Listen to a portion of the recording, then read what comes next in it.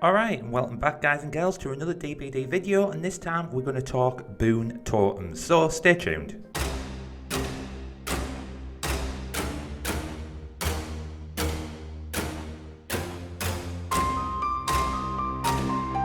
Alright, so boon totems.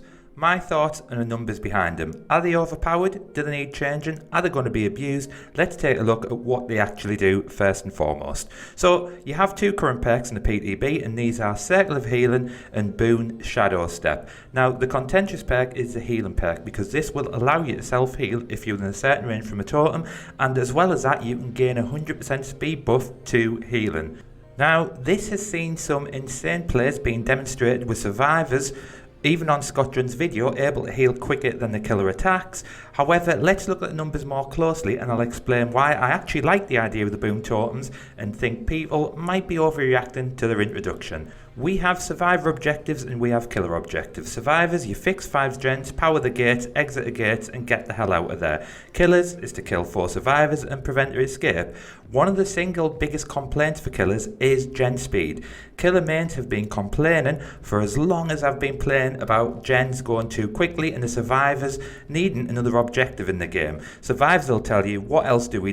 We have to do the gens. There's nothing else for us to do. So we've always had this little circle of trouble brewing. So the devs introduced boon totems. So survivors can activate this perk by blessing a totem and reaping the effects of the perk.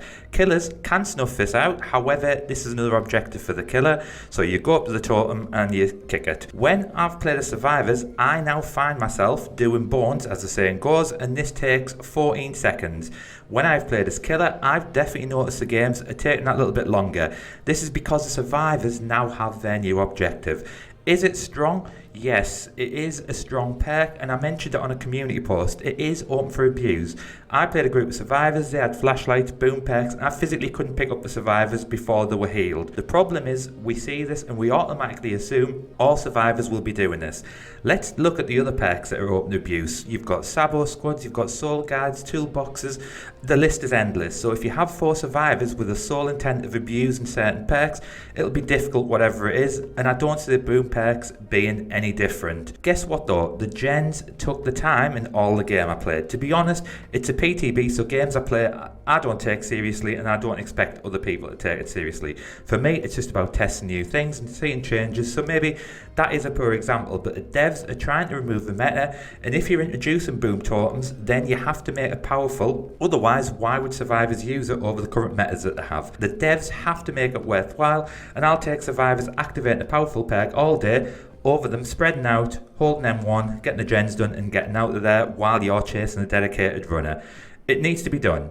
I've had a busy couple of days, so I haven't had a chance to check out other streamers' reaction and gameplay to see if there has been a natural slowdown of the game, but I'm sure that is the intention, and I'm pretty sure at low levels it's going to be a godsend for killers, but let's see how it is at the higher skill level. I don't believe, for instance, it's going to replace some of the metas when you see comp teams smashing gens at ridiculous speed. Will these boom perks affect them, and will they make use of it? Not so sure. We're just going to have to wait and see, but for now, let's keep testing this out and hoping for them to work as intended. To give you the numbers, remember, a boon totem takes around 14 seconds to activate. After that, it's going to take around 16 seconds to heal if you're in the vicinity.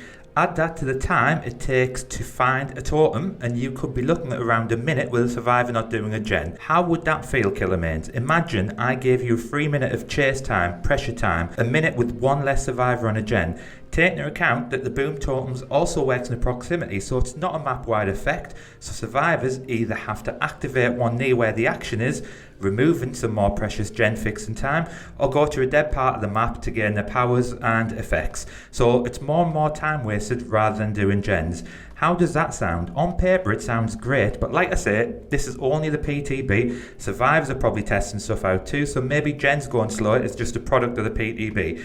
Maybe we're not going to get a true reflection of the powers until they're played on the live servers.